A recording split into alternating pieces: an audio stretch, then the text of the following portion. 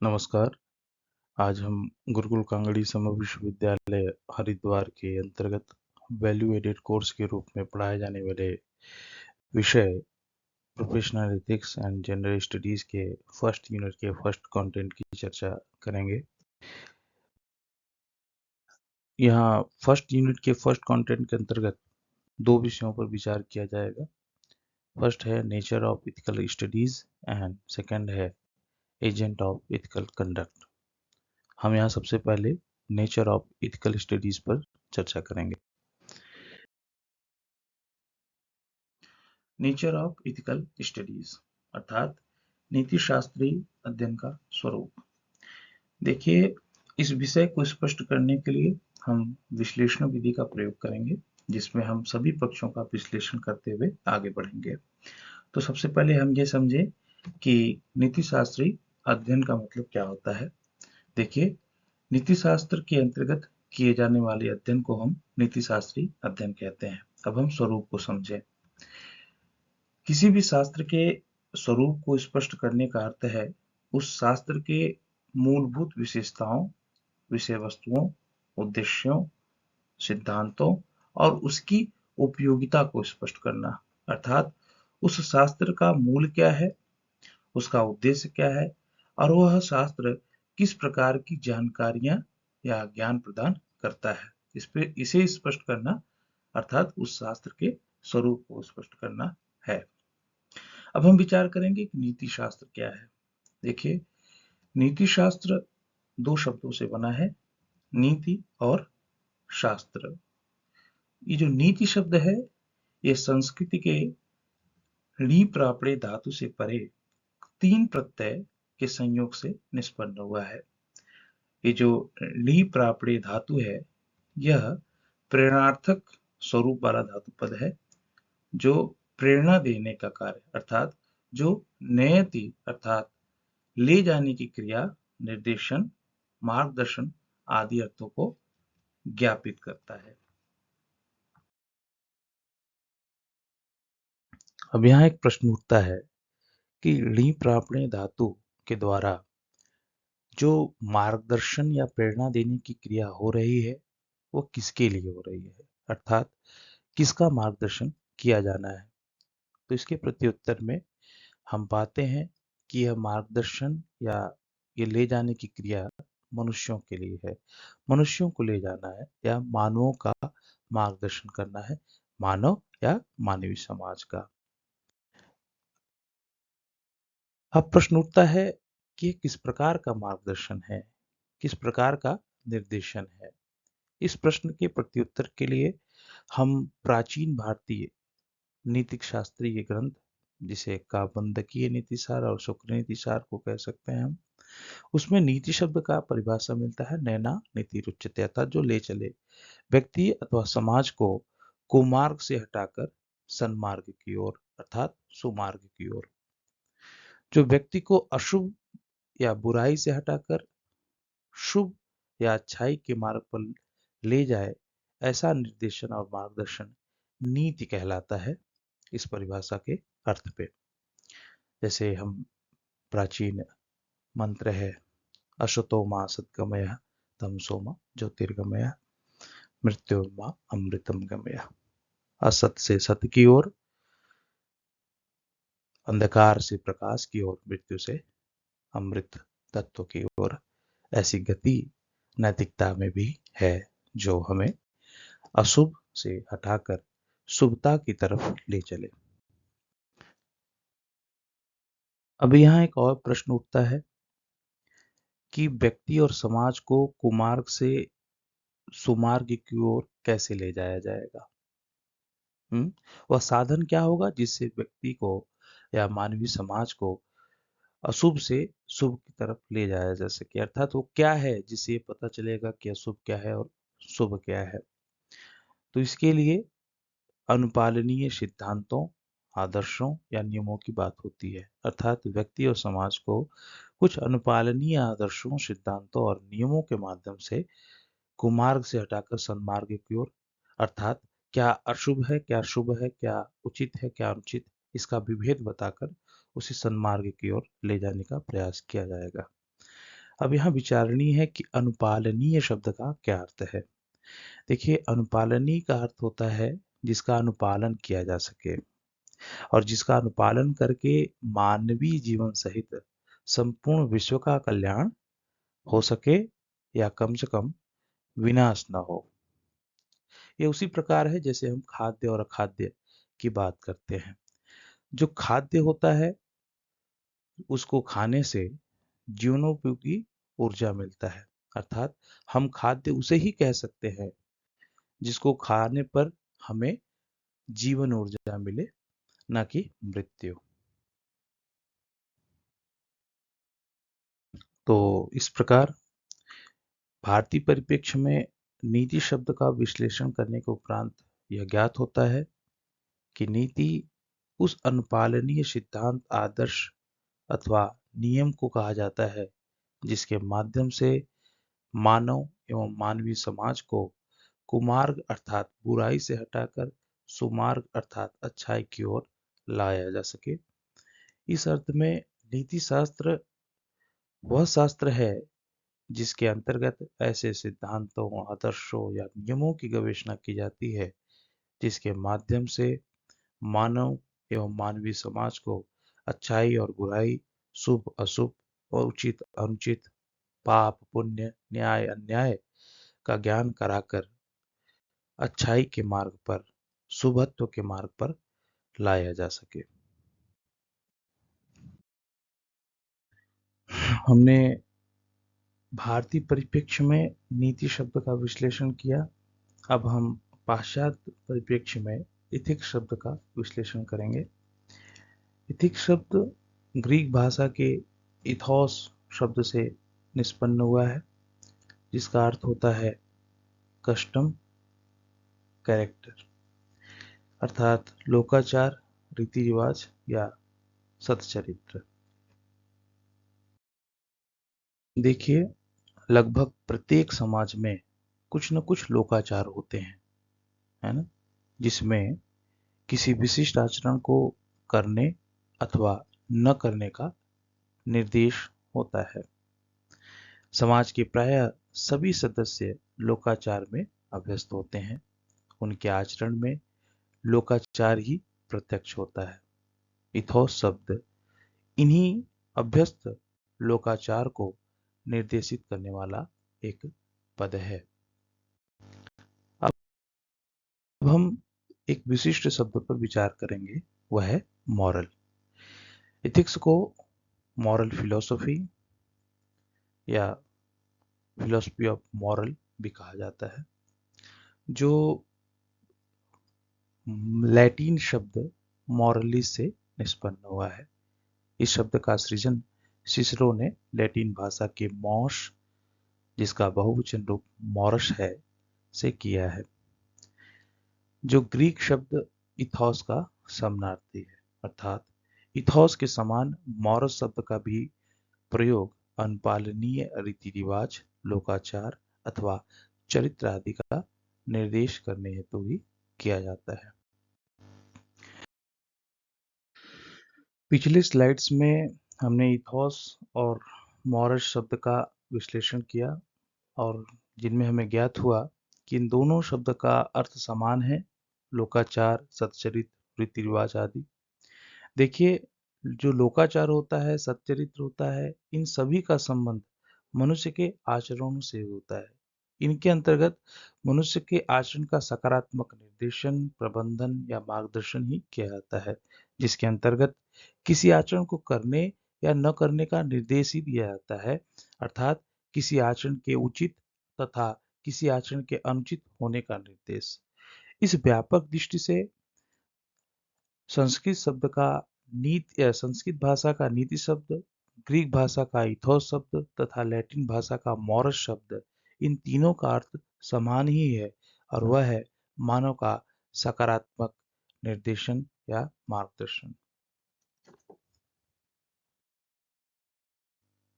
पिछले स्लाइड्स के अंतर्गत हमने एथिक्स और नीति शास्त्र, इन दोनों शब्दों का भारतीय और पाश्चात्य दृष्टिकोणों से विश्लेषण किया और विश्लेषण के उपरांत जो तथ्य प्राप्त हुए उनके आधार पर एथिक्स एक ऐसा शास्त्र प्रतीत होता है जिसका संबंध उन तत्वों के समग्र अध्ययन से है जो मानवीय समुदाय अथवा मानवीय संस्कृति के लिए अनुपालनीय हो, अर्थात जिन्हें मनुष्य अपने चरित्र, रीति अथवा प्रचलन या लोकाचार के रूप में धारण कर सके। दूसरे शब्दों में, नीति शास्त्र उन तत्वों का समग्र अध्ययन करता है जिसके आधार पर यह स्पष्ट किया जा सके कि मानव के कौन से कर्म या आचरण करणीय या अच्छे हैं तथा कौन से कर्म या आचरण अकरणीय या बुरे हैं।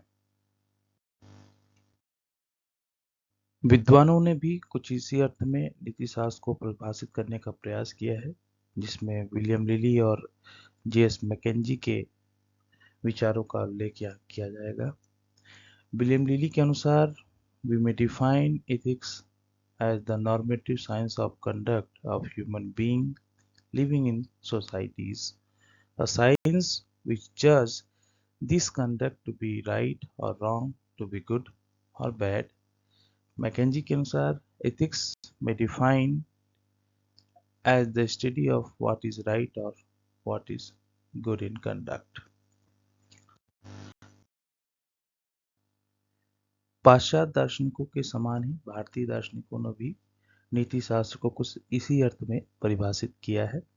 शुक्रनीति और कामंदकी नीति सार में उल्लेखित नैना नीति रुच्यते का पहले भी हमने उल्लेख कर दिया है, यहाँ उसका पुनरावृत्ति नहीं करेंगे। यहाँ हम द्यादिवेद ने जो परिभाषा दी है उसका उल्लेख करेंगे।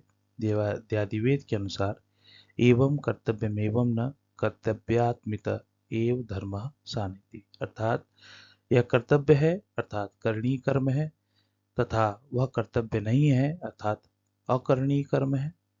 जो इसका व्यवस्थित अध्ययन कराए वही धर्म नीति अर्थात नीति शास्त्र कहलाता है।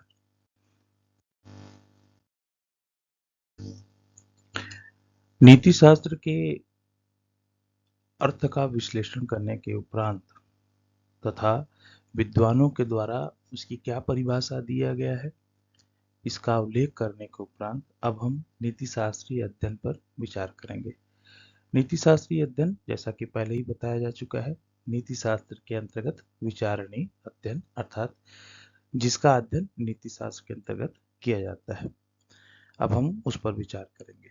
वर्तमान में नीति शास्त्र के अंतर्गत 4 प्रकार के मौलिक अध्ययन किए जाते हैं, जिसे हम इस प्रकार देख सकते हैं: मानकीय अध्ययन, अधिनैतिक अध्ययन, सद्गुणाधारित अध्ययन और अनुप्रयुक्त अध्ययन। यह एक बात ध्यान में रखने लायक है, वो यह है कि वर्तमान में अनेक विद्वानों के द्वारा आप इन 3 को ही शाखा के रूप में देखेंगे या विधा के रूप में देखेंगे। इसको नॉर्मेटिव इथिक्स का पार्ट ही माना जाता है व्यापक स्तर पे, लेकिन बहुत लोगों ने, खासकर जिन्होंने इस अध्ययन का समर्थन किया है, उन्होंने इसे नॉर्मेटिव इथिक्स से अलग किया है। क्यों अलग किया है, इसकी चर्चा हम आगे देखेंगे। फिलहाल अगर आप नेट एग्जाम देंगे तो वहाँ नीति शास्त्र की 3 शाखाओं की ही बात चलेगी, अर्थात 3 प्रकार के अध्ययनों की बात चलेगी: नॉर्मेटिव, मेटा एथिक्स और अप्लाइड एथिक्स। वहाँ आप वर्चू एथिक्स को नहीं रखेंगे क्योंकि अभी ये विचारणीय विषय है। लेकिन चूंकि विद्वानों ने इसे अलग दृष्टिकोण से देखा है और क्या तर्क है, इसकी चर्चा हम आगे करेंगे। फिलहाल आप समझ लीजिए कि वर्तमान में 4 स्वतंत्र अध्ययन नीति शास्त्र में किए जाते हैं, चारों मौलिक अध्ययन है। ठीक है, अब आगे हम इस पर बारी बारी से विचार करेंगे। सबसे पहले हम मानकीय नीति शास्त्रीय अध्ययन पर विचार करेंगे, अर्थात नॉर्मेटिव इथिकल स्टडीज पर। देखिए, यह वह दार्शनिक अध्ययन है जिसमें ऐच्छिक कर्मों या आचरणों के शुभत्व या औचित्य के निर्धारण हेतु नैतिक आदर्शों या मानकों की तार्किक गवेषणा की जाती है। इसको समझने के लिए हम अपने दैनिक जीवन पर विचार कर सकते हैं। हम देखते हैं अपने रोजमर्रा के जीवन में हम किसी न किसी व्यक्ति को देख सकते हैं, हम स्वयं में भी किसी व्यक्ति को या उसके आचरण को अच्छा बुरा शुभ अशुभ उचित अनुचित पाप पुण्य कहते रहते हैं। क्या हमें पता है कि हम ऐसा क्यों कहते हैं? हम क्यों किसी को अच्छा या बुरा कहते हैं? हम क्यों उसे किसी कर्म को उचित या अनुचित कहते हैं? उन उस क्यों का उत्तर ही खोजने का कार्य मानकीय नीति शास्त्र के अंतर्गत किया जाता है, जिस पे हम विचारणीय प्रश्नों पर देख सकते हैं। क्यों किसी आचरण या कर्म को अच्छा या बुरा कहा जाना चाहिए?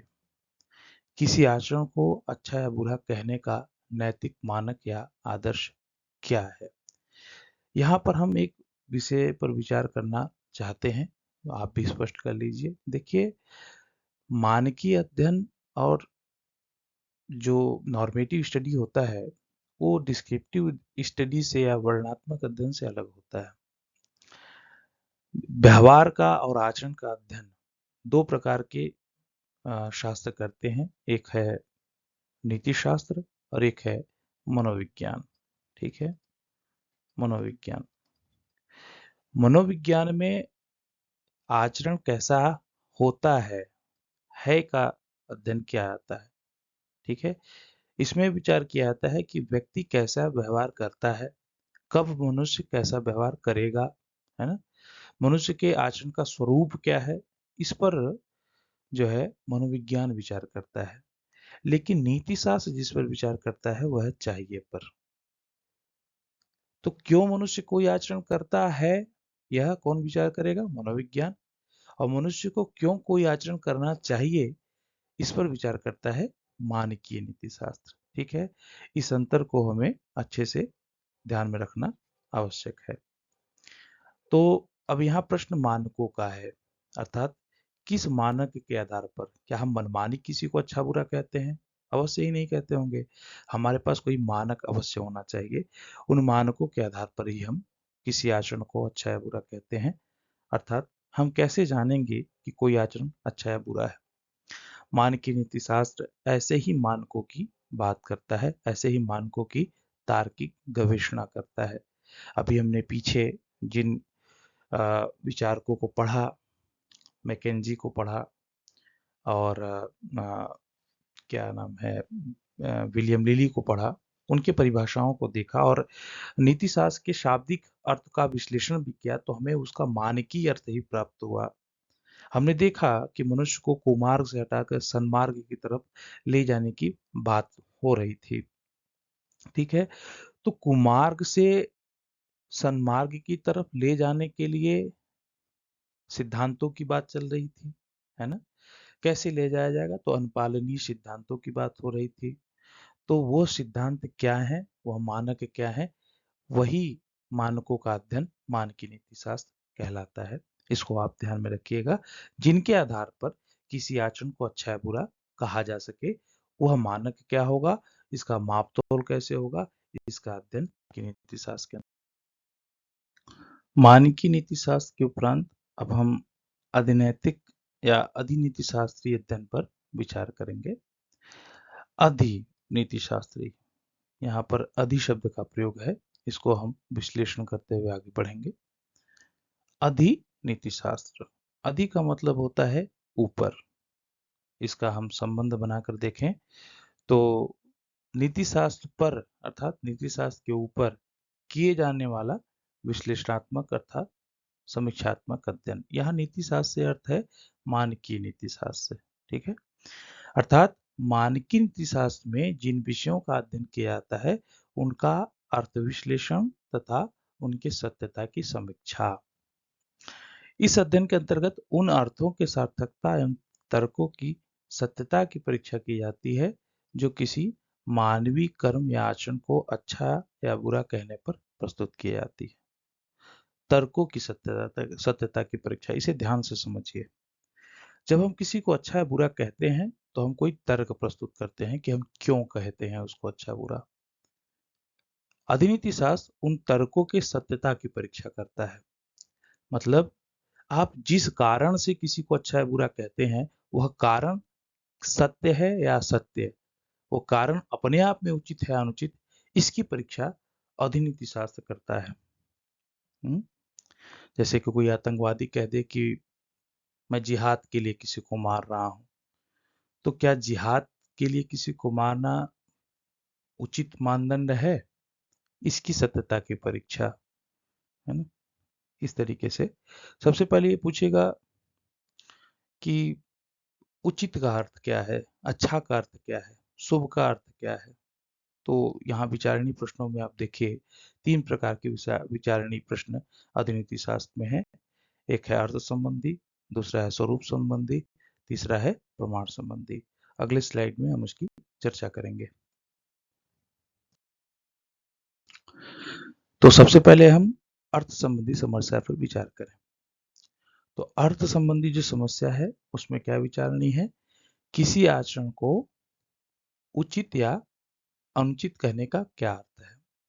अर्थात जब हम किसी आचरण को अच्छा या बुरा कहते हैं, तो ये जो अच्छा, बुरा, उचित, अनुचित, ये जो शब्द हैं, इन शब्दों के माध्यम से हम क्या निर्देशित करना चाहते हैं, इसका अर्थ अभी आगे ये सब समझ में आएगा। फिलहाल के लिए आप 3 प्रश्नों पर गौर कर लीजिए।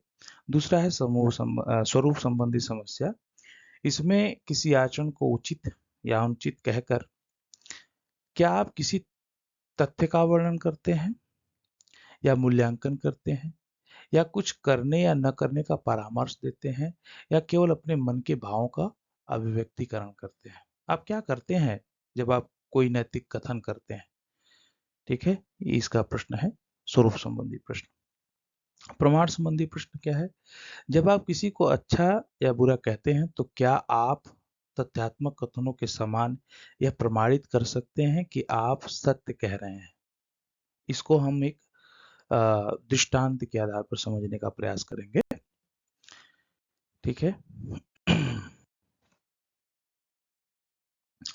जैसे कि यहाँ एक तथ्यात्मक कथन है। तथ्यात्मक मतलब जिसकी इंद्रिय परीक्षा की जा सके, जो प्रकृति में है, जैसे कि गेंद। ठीक है। तो बाह्य जगत में अस्तित्व रखने वाले 2 वस्तुओं के संबंध में जब कोई बात कही जा रही हो, जिसका इंद्रिय प्रत्यक्ष हो रहा हो, उसको हम तथ्यात्मक कहते हैं। जो तथ्य के अनुरूप हो, जैसे कि गेंद। गेंद गोलाकार है, यह कथन है। यहाँ गेंद शब्द से एक वस्तु का बोध हो रहा है। और गोलाकार से एक आकृति का बोध हो रहा है। आंख बंद करके आप गेंद शब्द का उच्चारण करिए तो आपके मन में, आपके मस्तिष्क में, आपके आंतरिक अनुभवों में एक आकृति बनेगी। ठीक है, वह आकृति गोलाकार ही होगी। तो हम जब इस वस्तु को देखते हैं तो इस वस्तु में इस आकृति का विधान, अर्थात इस आकृति की उपस्थिति भी साथ ही साथ देखते हैं। तो इसका इंद्रिय प्रत्यक्ष हो जाता है, अर्थात इसका सत्यापन इंद्रिय प्रत्यक्ष के माध्यम से हो जाता है। तो हम यहाँ गेंद गोलाकार है, इस अर्थ का जब विश्लेषण करते हैं तो हम क्या कहते हैं, अमुक वस्तु में अमुक आकृति का विधान है। ठीक है। तो हम देख रहे हैं, गोलाकार किसे कहा जा रहा है इसको भी देख रहे हैं, गेंद के अंतर्गत वह तत्व है या नहीं है इसको भी देख रहे हैं, और इस कथन के सत्यापन को देख रहे हैं। मान लो कोई कह दे गेंद चौकोर है। ठीक है, चौकोर कोई कह दे, आयताकार कोई कह दे, तो हम कह देंगे नहीं, इस वस्तु में इस आकृति का विधान नहीं है, बल्कि इस आकृति का विधान है। ठीक है। इस प्रकार से जब कोई कहे गेंद चौकोर है तो उसका खंडन हो जाएगा, वह सत्य है। उसके असत्य होने का प्रमाण इंद्रिय प्रमाण है, इंद्रियों से हम उसे देख सकते हैं। अब प्रश्न, हमने देखा कि तथ्यात्मक कथनों में किस प्रकार से सत्यापनीयता और अर्थबोध हो रही है। अब हम नैतिक कथनों पर विचार करेंगे। ठीक है, जैसे कि सत्यनिष्ठा शुभ है। शुभ के साथ साथ हम उचित भी कह सकते हैं, सत्यनिष्ठा उचित है, ऐसा भी। तो उद्देश्य पद सत्यनिष्ठा एक मानवीय आचरण है जिसमें केवल सत्य का ही वर्णन करना या सत्य के प्रति निष्ठा रखने की बात है, इसका अर्थबोध है। यहाँ शुभ का क्या अर्थ है, यह विचारणीय है। याद करिए, प्रमाणीकरण के संदर्भ में जो अधिनैतिक प्रश्न है वह क्या है। उसमें कहा गया था कि जब आप किसी आचरण को अच्छा या बुरा कहते हैं तो क्या आप तथ्यात्मक कथनों के समान, है ना, तथ्यात्मक कथनों के समान यह प्रमाणित कर सकते हैं कि आप सत्य कह रहे हैं। क्या हम यह प्रमाणित कर, जैसे तथ्यात्मक कथनों में हमने देखा गेंद गोलाकार है, ये दोनों प्रत्यक्ष है। गेंद में गोलाकार स्वतः प्रत्यक्ष है, ठीक है। वैसे सत्यनिष्ठा में शुभ क्या है जिसको मैं देखूं। गेंद में गोलाकार था जिसे हमने देख लिया, वैसे ही सत्यनिष्ठा में ऐसा क्या है जिसको देखकर मैं कहूं कि हाँ यही शुभ है। अर्थात शुभ का लक्षण क्या है, शुभ की परिभाषा क्या है। शुभ की परिभाषा क्या है, ऐसा प्रश्न। जैसा कि आप यहाँ देख सकते हैं क्वेश्चन मार्क है, स्पष्ट नहीं है। शुभ के संदर्भ में वर्तमान समाज में अत्यंत मत भिन्नता देखने को मिलती है, इसलिए इसका अर्थ अभी निश्चित नहीं है। तथ्यात्मक कथनों के समान शुभ की व्याख्या या शुभ की परिभाषा नहीं देखने को मिलती, मत भिन्नता देखने को मिलता है। अगर हम किसी से पूछेंगे यह कौन सी आकृति है, तो व्यक्ति बता देगा यह चौकोर है। ये कौन सा है, गोलाकार है, कह देगा व्यक्ति। लेकिन शुभ क्या है यह व्यक्ति परिभाषा नहीं दे सकता, कोई वस्तुनिष्ठ परिभाषा, तथ्यात्मक परिभाषा नहीं दे सकता, इसलिए अभी यह विचारणीय है।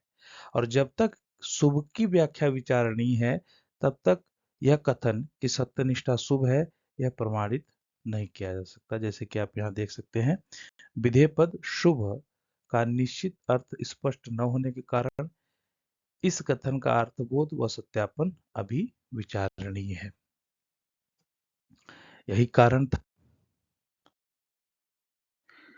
कि जी मूर जैसे दार्शनिकों ने अनैतिक अध्ययन की नींव रखी। इन्होंने एक पुस्तक लिखा, प्रिंसिपिया एथिका। प्रिंसिपिया एथिका के पहले ही अध्याय में इन्होंने सब्जेक्ट मैटर ऑफ एथिक्स की बात की।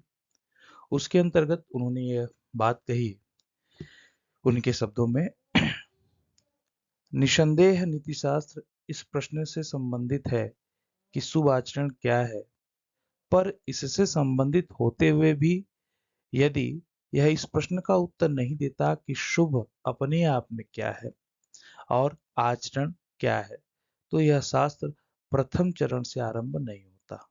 चूंकि हम भली भांति जानते हैं कि आचरण क्या है, जैसे कि सत्यनिष्ठा क्या है हम जानते हैं।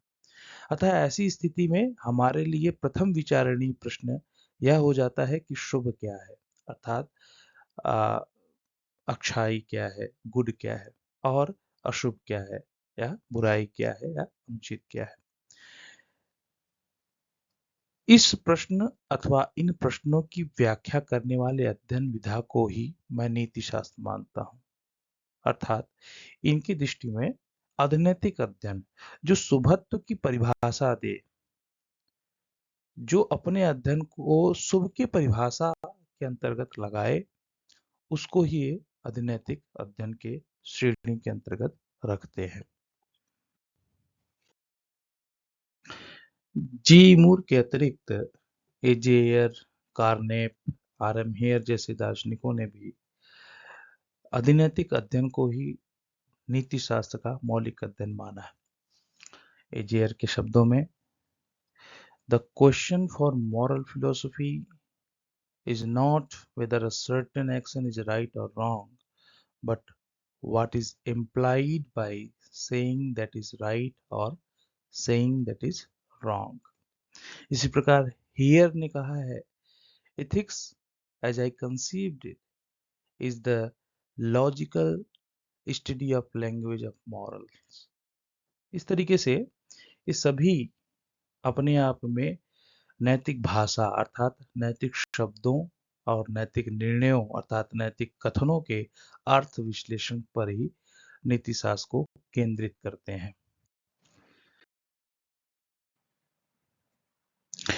मानकीय अध्ययन और अधिनैतिक अध्ययन के उपरांत अब हम सद्गुणाधारित नीतिशास्त्री अध्ययन पर विचार करेंगे, अर्थात virtue ethical study of virtue ethics. देखिए, सद्गुणाधारित नीतिशास्त्री अध्ययन वह अध्ययन है जिसमें मानकीय सिद्धांतों के स्थान पर उन सद्गुणों का अध्ययन किया जाता है जिनको व्यक्ति के चरित्र में विकसित किया जा सके, ताकि वह व्यक्ति नैतिक सिद्धांतों के बिना भी नैतिक समस्याओं का समाधान कर सके। इस विधा के अंतर्गत मूल विचारणीय प्रश्न इस प्रकार है, जैसे मनुष्य को कैसा होना चाहिए, मनुष्य के जीवन का ध्येय क्या है, कैसा जीवन मनुष्य का हो, और मनुष्य को अपने चरित्र में किन गुणों का विकास करना चाहिए। ये सब सद्गुणधारित नीतिशास्त्री अध्ययन के विषय वस्तु हैं जिस पर यह अध्ययन किया जाता है। देखिएगा, सबसे पहले हमने ये बात की कि इसमें मानकीय सिद्धांतों के स्थान पर सद्गुणों का अध्ययन किया जा रहा है, यानी यहाँ एक मानकीय सिद्धांतों के प्रति एक विरोध देखने को मिलता है, जिसकी चर्चा हम अगले स्लाइड में अच्छे से करेंगे। जब हमने नीतिशास्त्री अध्ययन के विषय वस्तुओं पर विचार किया, नीतिशास्त्री अध्ययन के आयामों पर चर्चा की, तो हमने बताया कि नीतिशास्त्र मानकीय अध्ययन, अधिनैतिक अध्ययन, सद्गुणाधारित अध्ययन और अनुप्रयुक्त अध्ययन, इस 4 प्रकार के अध्ययनों की बात करते हैं। उसी समय हमने आपको स्पष्टीकरण दिया था कि सद्गुणाधारित अध्ययन को अभी भी कई विद्वान मानकीय नीतिशास्त्र के अंतर्गत अर्थात नॉर्मेटिव इथिक्स का ही एक पार्ट मानते हैं और उसको एक सिद्धांत के रूप में, नॉर्मेटिव थ्योरी के रूप में देखते हैं। लेकिन वस्तुतः समकालीन दृष्टिकोण में, जिसमें एम्स्कॉम्बे और मैकेंटायर जैसे विचारकों का मत है, उसमें अगर हम देखें तो वर्तमान समय में सद्गुणाधारित अध्ययन सिद्धांत विरोधिता के कारण ही आया है। सिद्धांत विरोधिता, और मानकीय नीतिशास्त्र सिद्धांतों का ही अध्ययन करता है और सद्गुणाधारित नीतिशास्त्र सिद्धांतों के स्थान पर सद्गुणों का अध्ययन करता है। तो ये सिद्धांत विरोधिता, इनको एंटी थेरिस्ट कहा जाता है, इसलिए इनको एक सेपरेट स्टडी डिसिप्लिन माना जाता है ना, इनको एक स्वतंत्र अध्ययन के रूप में वर्तमान समय में लिया जाना चाहिए, ऐसी मांग इसके समर्थक करते हैं। ठीक है, तो इस अध्ययन या यह अध्ययन सार्वभौमिक सिद्धांतों के विरोध में एक आंदोलन के रूप में उत्पन्न हुआ। यह बात आप दिमाग में रखिएगा कि अध्ययन ही एक आंदोलन के रूप में आरंभ हुआ है। और किसके विरोध में आंदोलन है? सार्वभौमिक सिद्धांतों के अनुपालन के विरोध में। वह होता ये था कि जितने भी मानकीय नीतिशास्त्री थे जो अपने सिद्धांतों को देते थे, जिसमें आप परिणामवादियों को या कर्तव्यवादियों को ले सकते हैं, वो ये मान्यता रखते थे कि कोई भी समस्या हो, उसके समाधान में उनके नैतिक सिद्धांतों का अनुप्रयोग किया जा सकता है। एक ही नैतिक सिद्धांतों का अनुप्रयोग हर प्रकार की समस्या के लिए किया जा सकता है, जिसका विरोध एलिजाबेथ एम्स्कॉम्बे ने अपने एक लेख में किया था। उस लेख का नाम था मॉडर्न मॉरल फिलोसफी, जिसको हमने यहाँ पर उद्धृत किया हुआ है, 1958 में प्रकाशित हुआ था, आप इसको पढ़ सकते हैं। इसलिए विरोध के कारण, सार्वभौमिक सिद्धांतों के विरोध के कारण, यानी सिद्धांतों का विरोध यानी मानकों का विरोध, जिसके आधार पर सही और गलत का निर्धारण होता है, उसका विरोध इन्होंने किया था, इसलिए इनको एंटी थ्योरिस्ट कहा जाता है। इस पर आप आराम से इंटरनेट पे पढ़ सकते हो। इस अध्ययन में अर्थात सद्गुणाधारित अध्ययन में नैतिक सिद्धांतों के आधार पर नैतिक सद्गुणों के अध्ययन पर ध्यान दिया जाता है। अब ध्यान दीजिए, मानकीय नीतिशास्त्र में सिद्धांतों, आदर्शों, नियमों का अध्ययन चलता है। इसमें सिद्धांतों से पृथक करके नैतिक सद्गुणों के अध्ययन पर विचार किया जाता है, जिसको व्यक्ति अपने चरित्र में विकसित कर सके। इस प्रकार व्यक्ति को आचरण करने के लिए नैतिकता के किसी सार्वभौमिक नियम या सिद्धांत की आवश्यकता नहीं, वह उनके बिना भी अपने चरित्र के अनुसार नैतिक आचरण कर सकता है। तो बार बार हमें किसी मानकीय सिद्धांतों के की तरफ देखने की आवश्यकता नहीं है। हम अपने ही व्यक्तित्व में, अपने ही चरित्र में कुछ ऐसे गुणों का विकास कर सकते हैं जिससे जब भी कोई समस्या उत्पन्न हो तो हमसे नैतिक आचरण ही हो, है ना। इस तरीके का विचार सद्गुणाधारित नीतिशास्त्री देते हैं। इस प्रकार इनके अनुसार नीति शास्त्र का प्रधान कार्य व्यक्ति को सद्गुणी बनाने वाले सद्गुणों की गवेषणा करना है, न कि सार्वभौमिक नियमों या सिद्धांतों की स्थापना करना, जो कि मानकीय नीति शास्त्र में होता है। इसलिए इनको मानकीय नीति शास्त्र से पृथक स्वतंत्र रूप से अध्ययन शाखा के रूप में अध्ययन करने के लिए इन दार्शनिकों ने मांग की है कि इसको हम फ्रीली, है ना, इससे अलग करके अध्ययन करें, ना कि उसके अंतर्गत। तो ये एंटी थ्योरिस्ट थ्योरी के रूप में, एंटी थ्योरिस्ट डिसिप्लिन के रूप में सद्गुणधारित नीति शास्त्र का एक आरंभ हुआ समकालीन परिप्रेक्ष्य में। ठीक है, लेकिन व्यापक दृष्टि से अगर आप विचार करेंगे तो सद्गुणों को बताना एक मापक ही बताना हुआ। ठीक है, तो व्यापक दृष्टि से अपने आप में एक विचारधारा सैद्धांतिक विचारधारा ही है, तो हम व्यापक दृष्टि से इससे इनकार नहीं कर सकते। लेकिन फिर भी चूंकि ये सिद्धांत विरोधिता के सिद्धांत विरोधिता के आंदोलन के रूप में आया है, इसलिए इसको सेपरेट करके देखने में ही अच्छाई है। इसलिए हम इसको एक अलग डिसिप्लिन में, एक अलग स्वतंत्र विधा के रूप में अध्ययन करते हैं। अब हम मानकीय अध्ययन, अधिनैतिक अध्ययन और सद्गुणधारित अध्ययन के उपरांत अब हम नीति शास्त्र के सबसे नवीन शाखा अर्थात सबसे नवीन विधा अप्लाइड इथिक्स या अनुप्रयुक्त नीति शास्त्र पर विचार करेंगे। यह वह अध्ययन है जिसके अंतर्गत मानव के व्यवहारिक अर्थात व्यक्तिगत, सामाजिक, पेशेवर जीवन के विभिन्न क्षेत्रों में उत्पन्न होने वाले विशिष्ट मूल्यपरक समस्याओं अथवा नैतिक द्वंद्वों के समाधान हेतु नैतिक सिद्धांतों अथवा सम्यक विधियों के अनुप्रयोग का समीक्षात्मक अध्ययन किया जाता है। इसे व्यवहारिक नीति शास्त्र भी कहा जाता है, जिसका उपयोग पीटर सिंगर ने अपने पुस्तक में किया है। इसमें इन्होंने ये स्पष्ट किया है कि हमें नीति शास्त्री अध्ययन की धारा बदलनी होगी, हमें उसमें कुछ प्रायोगिक स्वरूप, कुछ व्यवहारिक स्वरूप लाना होगा, जिसमें व्यवहारिक जीवन अर्थात वर्तमान जीवन में जो हमारा व्यक्तिगत पारिवारिक जीवन है, जो हमारा सोशल लाइफ है और जो हमारा पेशेवर जीवन है, जो प्रोफेशनल लाइफ है, उसमें जो विशिष्ट समस्याएं, जो विशिष्ट मूल्यपरक समस्याएं, नैतिक दुविधाएं उत्पन्न होती हैं, उनका समाधान किया जा सके। ऐसे स्वतंत्र नीति शास्त्रीय अध्ययन की आवश्यकता है, जिसको उन्होंने प्रैक्टिकल एथिक्स का नाम दिया। लगभग मेरे ख्याल से 1979 या 78 में इन्होंने ये पुस्तक पब्लिश की थी। और अप्लाइड एथिक्स की शुरुआत इनसे बहुत पहले हुई है। 1900 अगर देखें तो 1960 के 60 और 70 के दशक के बीच यह अध्ययन अपने मौलिक स्वरूप में आ गई थी। इस अध्ययन के अंतर्गत जो विचारणीय प्रश्न है वो उस पर हम विचार कर लें। यह प्रश्न कि व्यक्ति के सामाजिक, व्यक्तिगत और पेशेवर जीवन में यथा शिक्षा, स्वास्थ्य, चिकित्सा, व्यापार, विधि, प्रशासन, शासन, पर्यावरण आदि विविध क्षेत्रों में उत्पन्न होने वाले विशिष्ट मूल्यपरक समस्याओं या नैतिक द्वंद्वों के समाधान की सम्यक विधि क्या है, अर्थात वह विधि क्या है जिनके माध्यम से मेरे पेशेवर, व्यक्तिगत और सामाजिक जीवन में जो भी समस्याएं उत्पन्न होती हैं उनका समाधान किया जा सके। दूसरा, जब दो मान्य नैतिक कर्मों में से अर्थात नैतिक दुविधा में है, किसी एक कर्म का चुनाव करना ही संभव हो, तो किस कर्म का चुनाव किया जाए जिसे नैतिक चुनाव कहा जा सके, है ना? इस प्रकार से हमारे जो जीवन में नैतिक दुविधाएं उत्पन्न होती हैं, उनके समाधान की विधि क्या होगी, यह विचार अनुप्रयुक्त नीति शास्त्र के अंतर्गत विचारणीय है।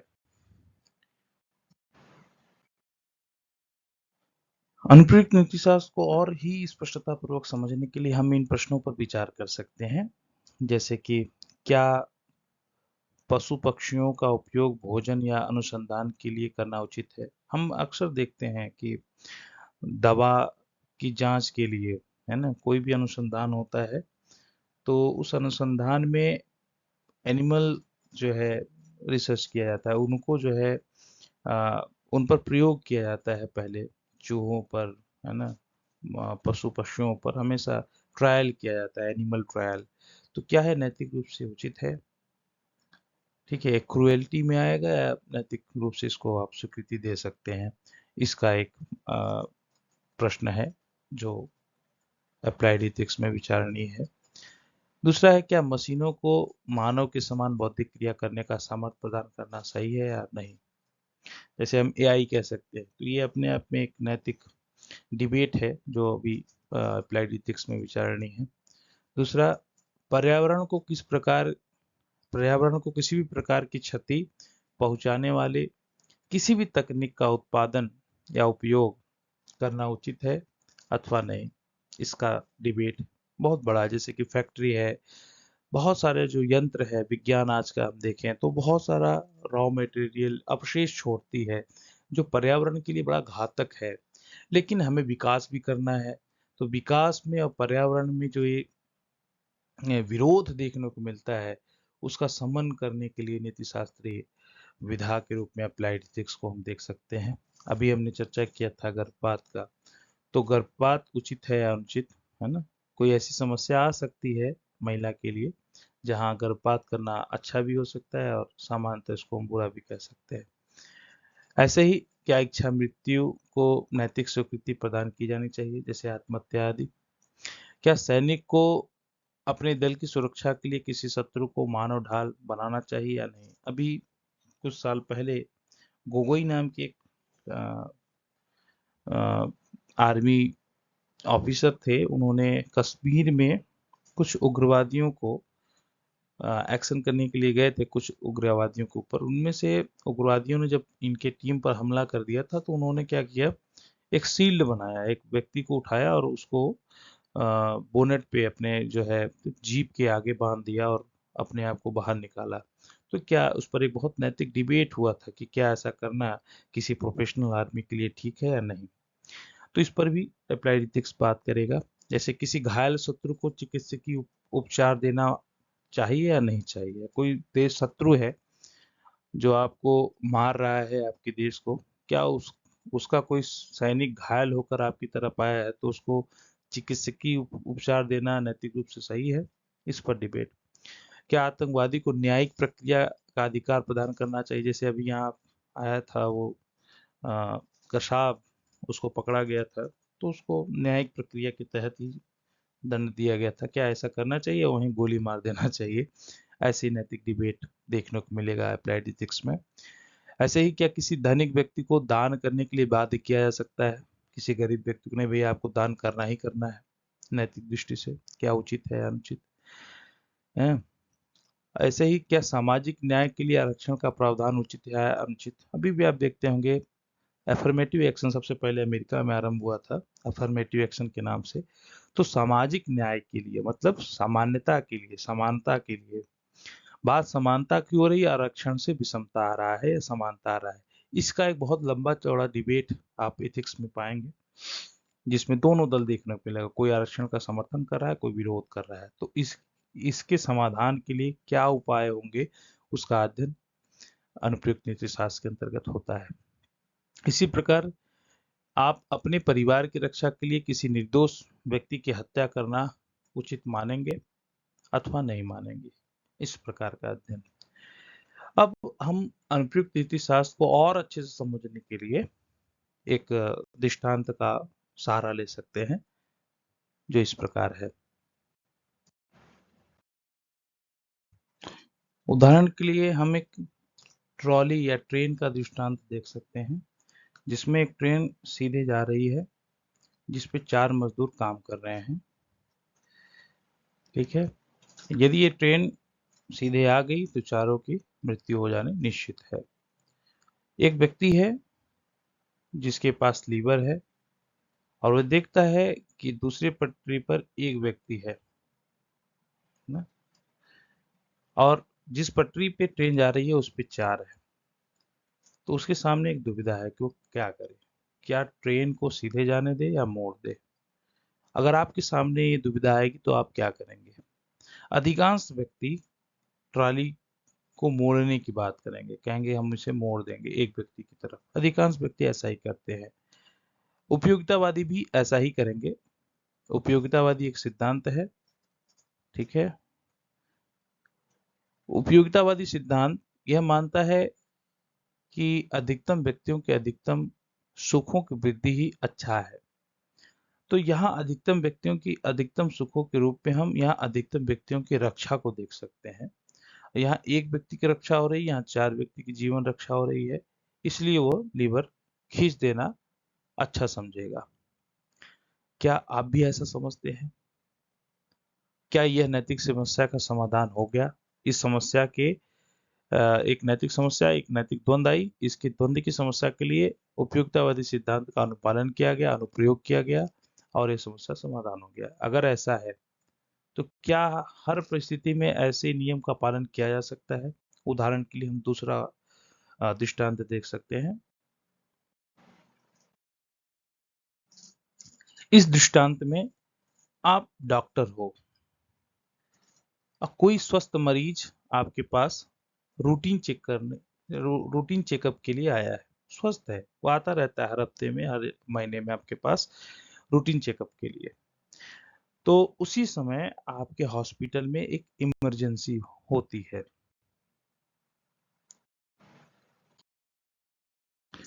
इस इमरजेंसी के अंतर्गत एक रोड एक्सीडेंट में कुछ लोग आते हैं और इनकी तत्कालिक जो है मांग क्या है, अगर इनकी रक्षा करनी है तो आपको अंग प्रत्यारोपण करना होगा, ठीक है, ऑर्गन ट्रांसप्लांट करना होगा।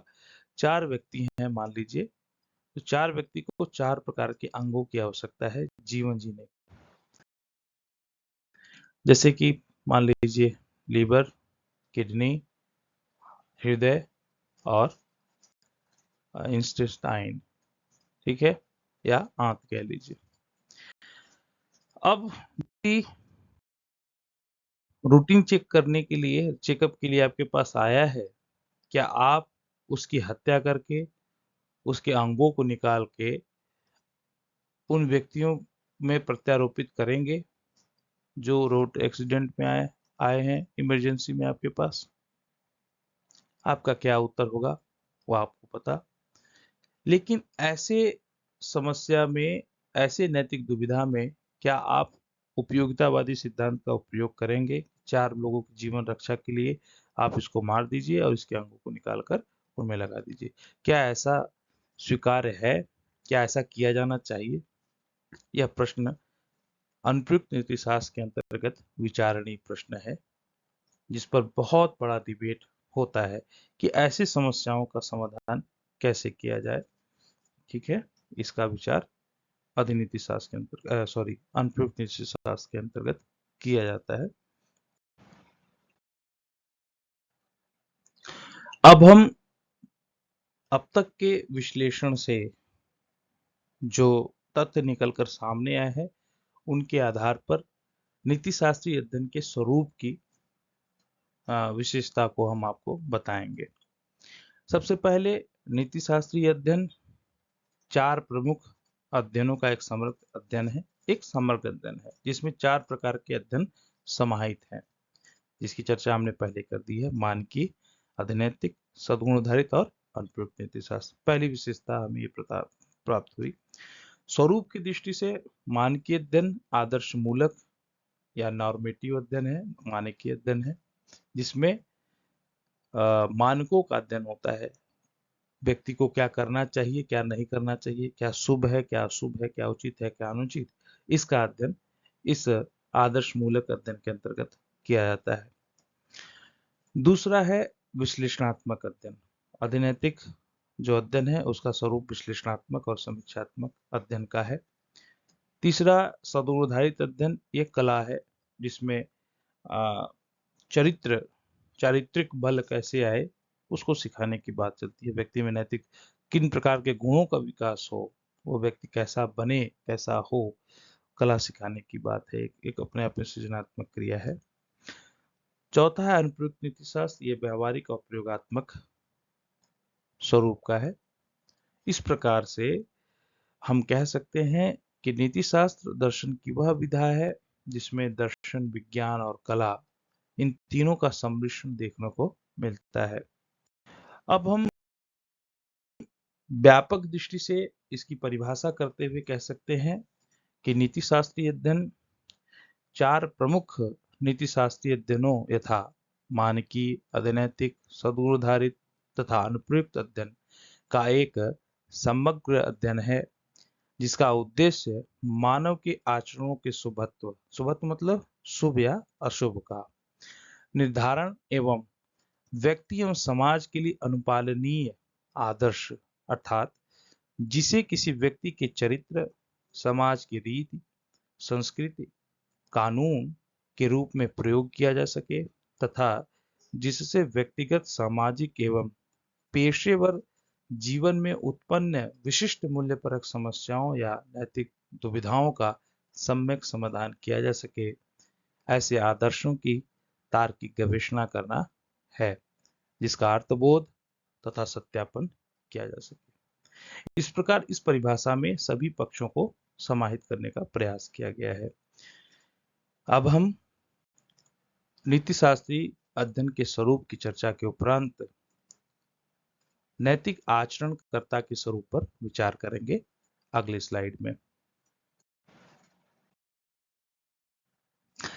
नैतिक आचरणकर्ता का स्वरूप क्या है? सबसे पहले ये जान लीजिए कि नैतिकता के दायरे में केवल मनुष्य आते हैं, पशु पक्षी नहीं। दायरा मतलब आचरणकर्ता, ठीक है? तो यहाँ केवल मनुष्य के आचरणों पर विचार किया जाएगा। दायरे में तो आएगा पशु पक्षी, मतलब पशु पक्षियों के अधिकारों की बात होगी, लेकिन आचरण में केवल मनुष्य को देखा जाएगा। मतलब हम अच्छाई या बुराई केवल मनुष्य के आचरण में देखेंगे, ना कि पशु और पक्षी के, ठीक है? तो यहाँ कर्मों और आचरणों और चरित्रों की बात मनुष्य की होगी, ना कि पशु पक्षी की, ठीक है? हमें नहीं कहेंगे वो पशु बहुत खराब है, वो पशु बहुत अच्छा है, शुभ है, अशुभ है, ऐसा नहीं। केवल मनुष्यों के लिए ही आप ये शब्दों का प्रयोग कर सकते हो, नैतिक शब्दों का प्रयोग। इस बात को ध्यान में रखना आवश्यक है। दूसरा, मनुष्यों के केवल सामान्य मनुष्यों की बात होगी, है ना? विक्षिप्त मनुष्यों की बात नहीं है, अबोध बालकों की नहीं है, वृद्धजन जो अपने आप में नियंत्रित नहीं है, ऐसे मनुष्यों के आचरणों की बात नहीं हो रही है, बल्कि सामान्य मनुष्यों की बात। सामान्य कहने का मतलब है जो विक्षिप्त नहीं है, शिशु नहीं है, ठीक है? जो जो समझ बूझ के कार्य कर रहा है, जिसकी चर्चा आगे होगी, ठीक है? केवल उन्हीं मनुष्यों के आचरणों को नैतिकता के क्षेत्र में रखा जाता है जो स्वतंत्र संकल्प से कर्म कर सकें, वही बात, जो अशक्त ना हो कम से कम। इसलिए नैतिकता में केवल मानव के ऐच्छिक कर्म, है ना, वॉलंटरी एक्शन को ही विषय बनाया जाता है, अनैच्छिक कर्म को नहीं। यही ऐच्छिक कर्म जब किसी विशेष संदर्भ में किसी व्यक्ति द्वारा लगातार अर्थात प्रत्येक बार किया जाए, उसे व्यक्ति का आचरण कहते हैं, जिसमें वह ऐच्छिक कर्म को करने में अभ्यस्त हो जाता है। तो आचरण एक अभ्यस्त क्रिया है, एक व्यवहार है व्यक्ति का, जो जिसमें वो अभ्यस्त हो चुका है। अभ्यस्त मतलब वो हैबिचुअल है, लेकिन हैबिचुअल ऐसे ही नहीं हो गया, वो ऐच्छिक कर्म कर रहा है, संकल्प जनित कर्म कर रहा है, और उन कर्मों को करते करते करते करते उसमें अभ्यस्त हो जाता है। उस अभ्यस्त स्थिति को ही हम आचरण करते हैं, जो उसके व्यवहार में परिलक्षित होता है। आचरण से उसके चरित्र का बोध होता है, इसलिए आचरण बहुत महत्वपूर्ण है। ये मध्यस्थता निभाती है कर्म में, कर्म से आचरण का, और फिर आचरण से चरित्र का स्थिति, ठीक है? कर्म में ऐच्छिक कर्म आएगा, जिसमें संकल्प के साथ हो, जिसमें व्यक्ति इच्छा करे। संकल्प मतलब चयन करके करे, सोच विचार करके करे ना, वो सोच विचार करके किसी क्रिया को कर रहा है, उसको ये हम संकल्प की स्थिति में लाएंगे। इस प्रकार नैतिक आचरणकर्ता का जो स्वरूप है, उसमें हम केवल मनुष्यों को रखेंगे, और मनुष्यों में केवल सामान्य मनुष्यों को रखेंगे। शिशु, अबोध बालक, मानसिक रूप से विक्षिप्त व्यक्ति या आसक्त व्यक्ति के आचरणों को नैतिकता के क्षेत्र से बाहर रखा जाता है। यहाँ एक बात और विचारणीय है, ऐच्छिक कर्म, अनैच्छिक कर्म। देखिए, कांट ने जब इसकी परिभाषा की थी तो ये मानकर चलते थे कि बाह्य दबाव में किसी क्रिया को न किया जाए। लेकिन सार्त्र जैसे अस्तित्ववादियों ने जो विचार रखा है, जैसे सार्त्र का कथन है कि व्यक्ति स्वतंत्र होने के लिए अभिशप्त है। अभिशप्त मतलब श्रापित है स्वतंत्र होने के लिए। ऐसा क्यों? क्योंकि स्वतंत्र में किस लिए स्वतंत्र है? वो चयन करने के लिए स्वतंत्र है। ठीक है, चयन करने का अधिकार व्यक्ति के पास अनिवार्य रूप से होता है। हर परिस्थिति में वो चयन कर सकता है। इसलिए जहाँ चयन है वहाँ स्वतंत्रता है, और जहाँ स्वतंत्रता है वहाँ स्वतंत्र संकल्प भी है। इसलिए ऐच्छिक कर्म में व्यक्ति वह कर्म है जहाँ व्यक्ति सोच विचार करके, परिणामों पर विचार करके, है ना, सोच विचार करके उसका चयन कर रहा हो। अर्थात वह कुछ और भी चयन कर सकता था, उसके पास विकल्प था, चाहे वो न भी करता तब भी वो कर रहा है, उसको ही हम ऐच्छिक कर्म के अंतर्गत रखेंगे। ऐसे ही ऐच्छिक कर्मों की चर्चा नीति शास्त्र के अंतर्गत होती है। और जब ऐसे ऐच्छिक कर्मों को कोई व्यक्ति अभ्यस्त कर ले, अर्थात वो लगातार उसी कर्म को कर रहा होता है, तो उस अभ्यस्त स्थिति को हम आचरण कहते हैं, उसका व्यवहार कहते हैं। नीति शास्त्र में जो व्यवहार अभ्यस्त है उसको करने वाले को हम आचरणकर्ता या नैतिक आचरणकर्ता कहते हैं। अब हम इस प्रकार हमने देखा कि नीति शास्त्रीय अध्ययन किस प्रकार का अध्ययन है, इसके अंतर्गत किन किन विषयों पर अध्ययन किया जाता है, और नैतिक आचरणकर्ता का स्वरूप क्या है। अब कुछ स्मरणीय बिंदु हैं जो इस यूनिट के अंतर्गत विचार किए गए।